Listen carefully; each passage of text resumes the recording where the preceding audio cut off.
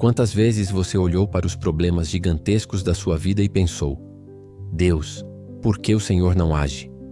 E se eu te dissesse que Jesus revelou um segredo escondido nas Escrituras, um princípio capaz de mover montanhas, curar doenças, impossíveis e abrir portas que nenhum homem pode fechar? Algo mudará hoje. Porque a fé que move montanhas não é sobre o tamanho da sua crença, mas sobre a natureza dela. Os discípulos ficaram perplexos quando falharam em expulsar um demônio, mesmo tendo orado. Jesus não os repreendeu por terem pouca fé, mas por não entenderem qual tipo de fé faz o impossível tremer. Nos próximos minutos você descobrirá o erro que 99% dos cristãos cometem ao enfrentar problemas e como corrigi-lo hoje. A diferença entre pedir a Deus e declarar em seu nome, o que Elias, Davi e Paulo faziam e por que funcionava. A palavra-chave em Marcos, capítulo 11, versículo 23, que transforma sua oração em uma espada espiritual. Mas atenção, o penúltimo ensinamento será uma chave que muitos ignoram. Se aplicado, pode ser o divisor de águas da sua vida espiritual. Você vai descobrir a fé verdadeira, a fé que vai fazer você andar sobre as águas. Mas antes de começarmos, comente: minha fé move montanhas. Não é só um comentário, é um ato profético. E curta este vídeo para que o YouTube leve esta mensagem a quem está desesperado por um milagre. Muitos usam este canal como igreja.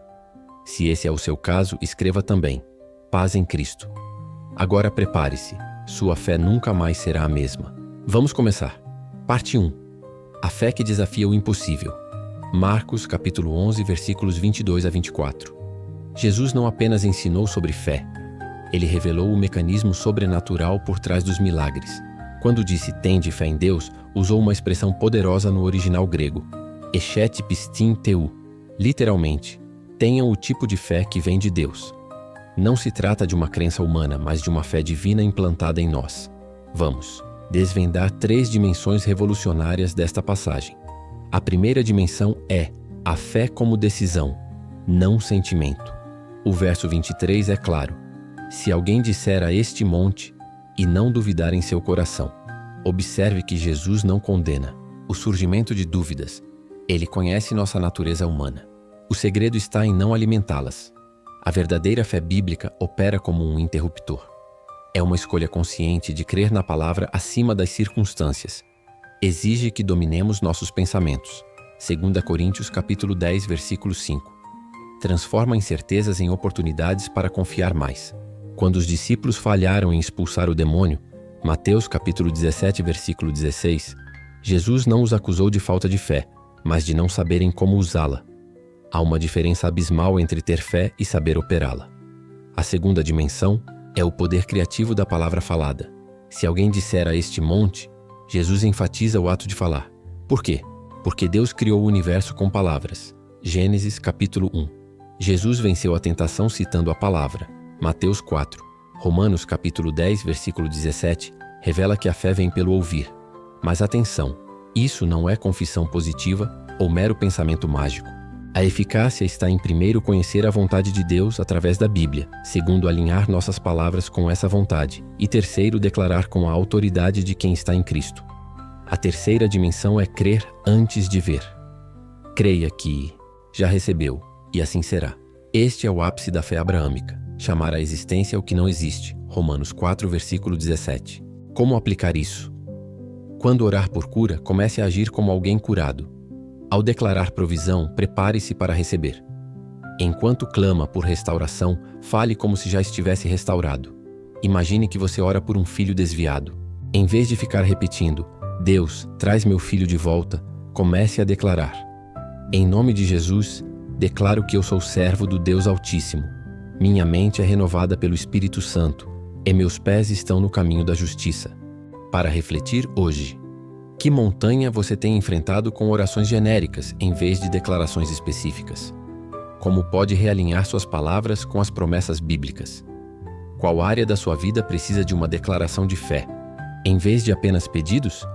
Comente abaixo: minha fé está alinhada com a palavra. Este ato simples começa a reprogramar sua mente para a fé que opera milagres. Parte 2. A fé que vê o invisível. Hebreus capítulo 11, versículo 1. Ora, a fé é a certeza daquilo que esperamos e a prova das coisas que não vemos.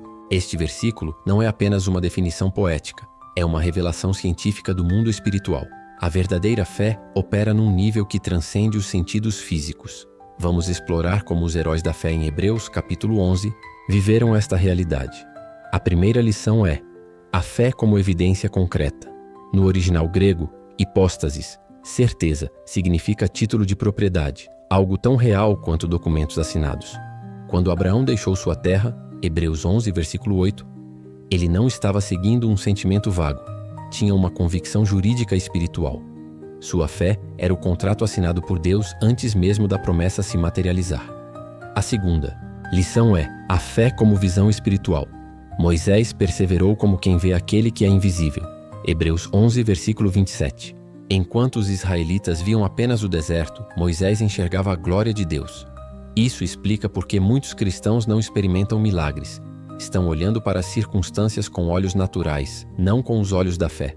A terceira lição é a fé como linguagem cósmica.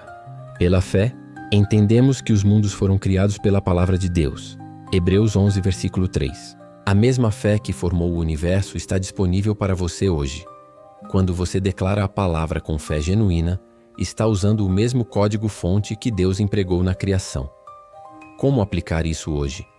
Primeiro, pare de buscar sinais para crer. A fé verdadeira não precisa de confirmação física. Segundo, comece a agir baseado nas promessas bíblicas como se já fossem realidade tangível. Terceiro, desenvolva sua percepção espiritual através da meditação constante na palavra. Comente abaixo: minha fé é a prova do invisível. Esta declaração ativa seu entendimento espiritual. Parte 3. A fé que supera a lógica humana. João capítulo 11, versículo 40. Jesus declarou a Marta: se tu creres, verás a glória de Deus. Esta frase contém um princípio transformador que desafia toda a racionalidade. Quando Lázaro já cheirava mal após 4 dias morto, a fé precisava operar além da evidência física. Vamos decifrar os 3 níveis desta fé sobrenatural. O primeiro nível é a fé que contradiz os fatos. A situação de Lázaro era humanamente irreversível. Decomposição avançada, luto estabelecido, esperanças perdidas. Mas Jesus insiste: tirai a pedra. A verdadeira fé age mesmo quando tudo grita impossível. Como Noé construindo a arca sob céu limpo, como Josué marchando ao redor de Jericó, a fé genuína obedece primeiro, compreende depois. O segundo nível é a fé que transforma o ambiente. Quando Jesus orou, não pediu, agradeceu. Pai, eu te dou graças porque me ouviste. Ele já via o milagre consumado no reino espiritual.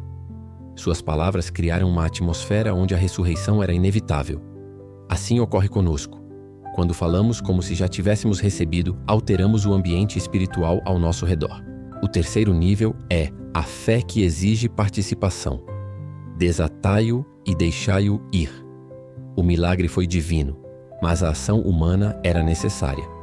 Deus poderia ter feito Lázaro sair sem ligaduras, mas escolheu envolver a comunidade.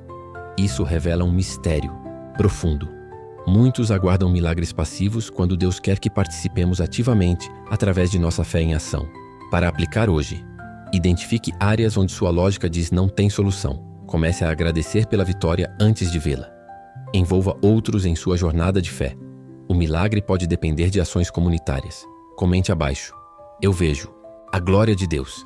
Esta declaração posiciona você para experimentar o sobrenatural. Parte 4. A fé que caminha sobre as águas. Mateus capítulo 14, versículos 28 a 31. Pedro fez o impossível quando seus olhos estavam fixos em Jesus. Este episódio revela os segredos da fé que desafia as leis naturais. Vamos analisar os 4 degraus desta experiência transformadora. O primeiro degrau é o chamado para sair da zona de conforto. Senhor, se és tu, manda-me ir ter contigo por sobre as águas. Pedro não esperou a tempestade acabar. Pediu para ir ao encontro de Jesus no caos. A verdadeira fé sempre requer que deixemos nossa barca de segurança humana. Quantos milagres deixamos de experimentar por medo de sair do conhecido?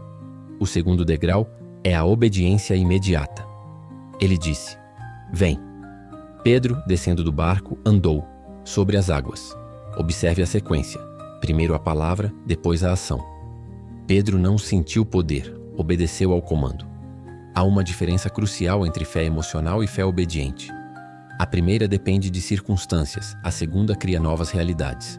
O terceiro degrau é a crise que testa a fé. Vendo, porém, o vento forte, teve medo. As tempestades não vêm para nos destruir, mas para revelar a qualidade de nossa fé. O vento sempre soprará quando decidirmos caminhar sobre as águas. A questão não é por que está ventando, mas em quem estou olhando. O quarto degrau é o grito que restaura. Senhor, salva-me. Quando Pedro começou a afundar, não, tentou nadar, clamou por Jesus. Isso nos mostra que mesmo a fé vacilante, quando direcionada a Cristo, produz salvação. O problema não é duvidar, mas onde colocamos nossa dúvida, para aplicar hoje. Identifique qual barca de segurança Deus está chamando você a abandonar. Obedeça imediatamente ao último comando que você recebeu dele. Quando as dúvidas vierem, fixe seus olhos em Jesus através da palavra. Comente abaixo. Eu caminho sobre as águas. Esta declaração o posiciona para experiências sobrenaturais. Parte 5. A fé que transforma falhas em alicerces. Lucas capítulo 22, versículos 31 a 32. Jesus revelou a Pedro: Eu roguei por ti, para que a tua fé não desfaleça. Esta passagem desvenda um mistério profundo, a fé que sobrevive aos próprios fracassos. Vamos explorar os 4 pilares dessa fé resiliente. O primeiro pilar é a intercessão de Cristo. Antes mesmo de Pedro o negar, Jesus já havia orado por ele. Sua fé não desfaleceu porque estava alicerçada na mediação divina, não em sua própria força. Romanos 8, versículo 34, revela que Jesus continua intercedendo por nós. Nossa fé repousa sobre suas orações, não sobre nossa perfeição. O segundo pilar é o processo de purificação, quando, porém, te converteres. A palavra converter, aqui no grego, é epistrefo. Significa um giro completo, uma transformação de perspectiva. A fé que cresce com as quedas entende que os fracassos não são finais, mas ferramentas de Deus para nos humilhar e fortalecer. O terceiro pilar é o propósito maior, confirma teus irmãos. Deus permitiu a queda de Pedro com um propósito, para que, restaurado, pudesse ajudar outros. Sua experiência de fracasso e restauração o qualificou para ministrar como ninguém poderia. Nossas maiores fraquezas, quando redimidas, tornam-se nossos maiores ministérios. O quarto pilar é a fé que aprende a chorar. Pedro, saindo dali, chorou amargamente. Lucas 22, versículo 62. Há um tipo de fé que nasce no choro, não a fé triunfalista, mas a que experimenta o quebrantamento. Como Davi no Salmo 51, Pedro descobriu que um coração quebrantado é o solo mais fértil para a fé genuína florescer. Para aplicar hoje: quando cair, lembre-se, Cristo já está intercedendo por você. Veja seus fracassos como oportunidades de crescimento. Permita que suas experiências fortaleçam outros. Aprenda as lições espirituais que só as lágrimas podem ensinar. Comente abaixo. Minha fé é maior que meus fracassos. Esta declaração ativa o poder restaurador de Deus em sua vida. Parte 6. A fé que atravessa barreiras. Mateus capítulo 15, versículos 21 a 28. A mulher cananeia nos Pompeconma ensina uma lição revolucionária sobre fé persistente. Quando Jesus parecia rejeitá-la, ela demonstrou uma fé que rompeu todas as barreiras culturais, religiosas e emocionais. Vamos desvendar os 4 elementos desta fé inabalável. O primeiro elemento é a humildade radical. Senhor, filho de Davi, tem misericórdia de mim. Apesar de ser gentia, ela reconheceu Jesus como o Messias judeu. Sua fé não exigiu que Jesus se adaptasse à sua cultura. Ela se humilhou para entrar no mundo dele. A verdadeira fé começa com o reconhecimento de quem Deus é, não com exigências sobre como ele deve agir. O segundo elemento é a perseverança sob teste. Ele, porém, não lhe respondeu palavra. O silêncio de Jesus não era rejeição, mas refinamento. Quando Deus parece calar, está provando a qualidade de nossa fé. A mulher poderia ter desistido, mas preferiu interpretar o silêncio como oportunidade para demonstrar persistência. O terceiro elemento é a compreensão espiritual. Até os cachorrinhos comem das migalhas. Ela captou a metáfora de Jesus e a usou a seu favor. Isso revela que fé genuína não é teimosia cega, mas discernimento espiritual. Ela entendeu que mesmo as migalhas do poder de Jesus eram suficientes para seu milagre. O quarto elemento é a fé que move o coração. De Deus, ó mulher, grande é a tua fé. Jesus não elogiou a fé de nenhum discípulo como elogiou a desta mulher. Sua persistência humilde fez com que o próprio Cristo se maravilhasse. Isso nos mostra que quando combinamos humildade com perseverança, criamos uma força espiritual irresistível. Para aplicar hoje, abandone qualquer orgulho em suas petições, persista mesmo quando Deus parecer silencioso. Desenvolva discernimento espiritual. Acredite que sua fé pode maravilhar a Jesus. Comente abaixo: minha fé persiste, além das barreiras. Esta declaração ativa o princípio da perseverança vitoriosa. Parte 7. A fé que enxerga o invisível. 2 Reis, capítulo 6, versículos 15 a 17. O episódio em que Eliseu e seus servos são cercados pelo exército sírio revela os segredos da fé que transcende a realidade visível. Quando o jovem servo entrou em pânico ao ver as forças inimigas, Eliseu orou: Senhor, abre os seus olhos para que veja. Esta oração desencadeou uma revelação sobrenatural que mudou completamente sua perspectiva. A primeira verdade que descobrimos aqui é a realidade paralela do mundo espiritual. Enquanto o servo via apenas o exército inimigo, Eliseu já contemplava as montanhas cheias de cavalos e carros de fogo ao seu redor. Isso nos ensina que há uma dimensão espiritual operando constantemente ao nosso redor, invisível aos olhos naturais, mas tão real quanto o ar que respiramos. A segunda lição é o poder da perspectiva divina. Eliseu não negou a ameaça física, mas escolheu enxergar além dela. Como Moisés, que perseverou como quem vê o invisível, Hebreus capítulo 11, versículo 27. O profeta mantinha uma visão celestial das circunstâncias. Nossa fé é fortalecida quando aprendemos a ver cada situação a partir do trono celestial, não apenas do nosso limitado ponto de vista terreno. A terceira revelação é o efeito transformador da oração. A simples petição "abre seus olhos" alterou completamente a experiência do servo. Isso mostra que a oração da fé não muda as circunstâncias em si, mas muda nossa percepção delas, revelando a presença e o poder de Deus já ativos na situação. A quarta dimensão é a proteção angelical ativa. Os carros de fogo representam o exército angelical de Deus pronto para intervir. Isso nos lembra que mais são os que estão conosco do que os que estão com eles. 2 Reis 6, versículo 16.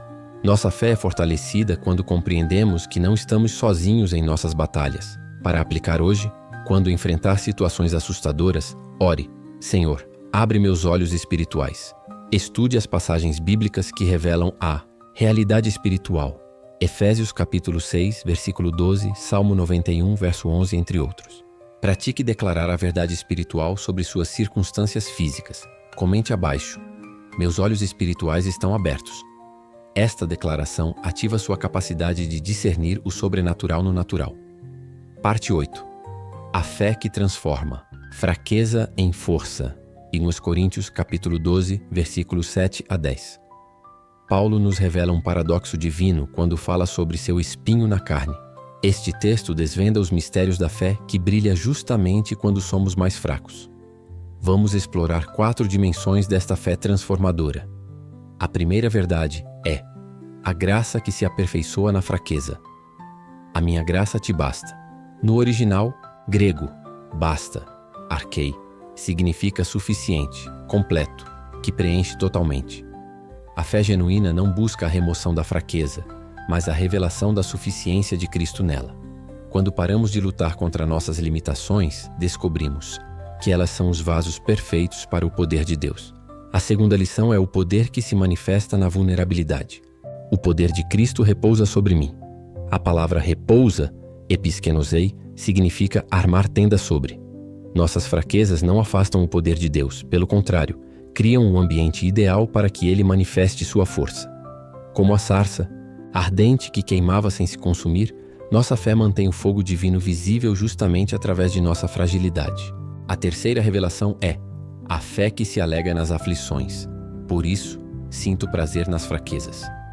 O verbo sinto prazer, eudoco, indica uma escolha deliberada, não um sentimento espontâneo. Paulo desenvolveu uma fé que não apenas suporta as dificuldades, mas as abraça como oportunidades para experimentar mais de Cristo.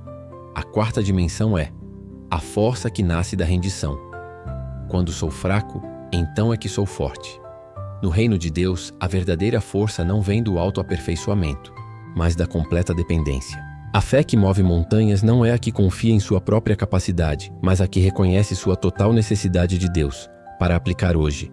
Identifique seu espinho na carne, aquela fraqueza ou limitação persistente. Pare de pedir apenas sua remoção e peça para experimentar a graça de Deus nela. Transforme seu ponto fraco em ponto de encontro com o poder de Cristo. Declare suas fraquezas como oportunidades para a glória de Deus. Comente abaixo: na minha fraqueza sou forte. Esta declaração ativa o poder paradoxal de Deus em sua vida. Parte 9. A fé que herda as promessas. Hebreus capítulo 11, versículos 33 a 40. Os heróis da fé listados neste texto nos ensinam como conquistar o impossível através de uma confiança inabalável em Deus. Eles subjugaram reinos, praticaram a justiça, obtiveram promessas. E tudo isso apesar de circunstâncias adversas. Vamos extrair 4 princípios atemporais desta fé vitoriosa. O primeiro princípio é a visão geracional. Estes homens e mulheres não viveram apenas para seu tempo. Eles conquistaram promessas que beneficiariam gerações futuras. Abraão nunca viu a multidão de descendentes prometidos, mas morreu, crendo. Hebreus 11, versículo 13. A verdadeira fé planta árvores em cuja sombra nunca se sentará. O segundo princípio é a perseverança sob prova. Outros foram torturados não aceitando seu livramento. A fé que herda promessas não é aquela que desiste na primeira adversidade, mas que persevera mesmo quando o custo é extremo. Como José que permaneceu fiel na prisão, nossa fé é testada antes de ser recompensada. O terceiro princípio é a disposição para o sacrifício. O mundo não era digno deles. Esses heróis preferiram sofrer temporariamente a abandonar sua fé. Eles entenderam que as promessas de Deus valem mais que qualquer conforto terreno. Como Moisés que escolheu ser maltratado com o povo de Deus, Hebreus 11, versículo 25, nossa fé nos leva a priorizar o eterno sobre o temporal. O quarto princípio é a certeza da recompensa. Deus providenciou coisa melhor a nosso respeito. A fé deles estava ancorada não no cumprimento imediato, mas na certeza da justiça divina. Eles morreram sem ver o cumprimento total, mas sabiam que Deus é fiel para cumprir sua palavra no tempo certo. Para aplicar hoje, pergunte-se: que promessas estou conquistando para as próximas gerações? Desenvolva perseverança nas provações atuais. Esteja disposto a pagar o preço por sua fé. Mantenha os olhos na recompensa eterna. Comente abaixo: minha fé conquista promessas. Esta declaração o posiciona na linhagem dos heróis da fé. Parte 10. A fé que ativa o sobrenatural. Tiago, capítulo 5, versículos 13 a 18. A oração da fé não é um ritual religioso, mas um canal poderoso que conecta o céu à terra. Tiago nos revela os princípios da fé que cura enfermidades, ressuscita mortos e transforma realidades. Vamos desvendar os segredos desta fé dinâmica. O primeiro segredo é a fé em ação. Está alguém entre vós doente? Chame os presbíteros da igreja. A fé genuína sempre se traduz em atos concretos. O doente precisa chamar, os anciãos precisam ungir. A fé exige participação ativa. Como Naamã que teve que se lavar no Jordão, segundo a Reis capítulo 5, nossa obediência libera o milagre. O segundo segredo é a unção com óleo. Orem sobre ele, ungindo-o com óleo. O óleo simboliza o Espírito Santo. A verdadeira cura vem dele, não do ritual. Mas a unção física representa uma realidade espiritual. Quando obedecemos às orientações bíblicas simples, abrimos portais para o sobrenatural. O terceiro segredo é a oração cheia de fé. A oração da fé salvará o enfermo. No original, oração da fé, euxipisteus, indica uma oração específica, fundamentada na revelação da vontade de Deus. Não é repetição mecânica, mas declaração confiante baseada nas promessas divinas. O quarto segredo é a justiça, restaurada. Se houver cometido pecados, ser-lhe-ão perdoados. Tiago conecta saúde física e integridade espiritual. A fé que cura entende que o homem é um ser integral, corpo, alma e espírito. Muitas curas são bloqueadas por feridas não resolvidas ou pecados não confessados. O quinto segredo é o exemplo de Elias. Elias era homem sujeito às mesmas paixões que nós. O profeta não era um super-homem, mas alguém como nós que aprendeu a orar eficazmente. Sua história prova que a oração da fé está disponível a todos os crentes, não apenas a especiais. Para aplicar hoje, coloque sua fé em ação através da obediência às orientações bíblicas. Busque a unção do Espírito em cada oração. Baseie suas orações em promessas específicas da palavra. Resolva questões não tratadas que possam bloquear sua cura. Lembre-se, você tem o mesmo acesso a Deus que Elias tinha.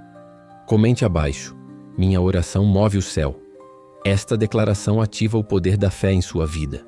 Conclusão: você chegou até aqui porque o Espírito Santo falou ao seu coração. Nestes ensinamentos, descobrimos juntos os segredos da fé que move montanhas. Não uma fé teórica, mas viva e ativa, capaz de transformar sua realidade. Agora tudo depende de como você responderá a esta revelação. Primeiro, reconheça o que acabou de acontecer. Durante estes estudos, Deus plantou sementes poderosas em seu espírito. Cada princípio que você aprendeu contém potencial sobrenatural. Mas como a semente precisa de terra fértil, estas verdades exigem sua decisão de colocá-las em prática. Segundo, tome uma decisão hoje. A fé sem obras é morta. Tiago 2, versículo 26.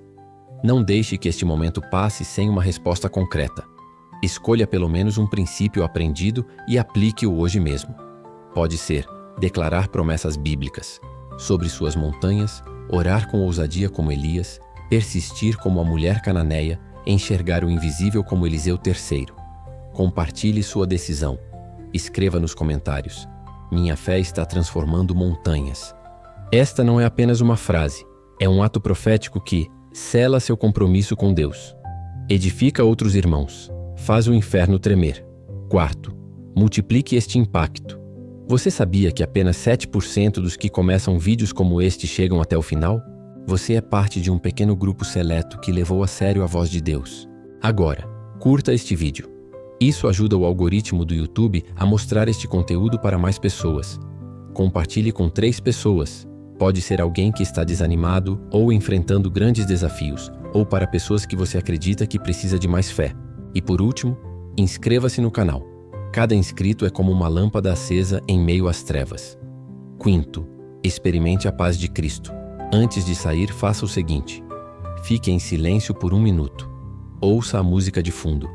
Agradeça a Deus por tudo o que Ele revelou a você hoje. Permita que o Espírito Santo continue falando ao seu coração.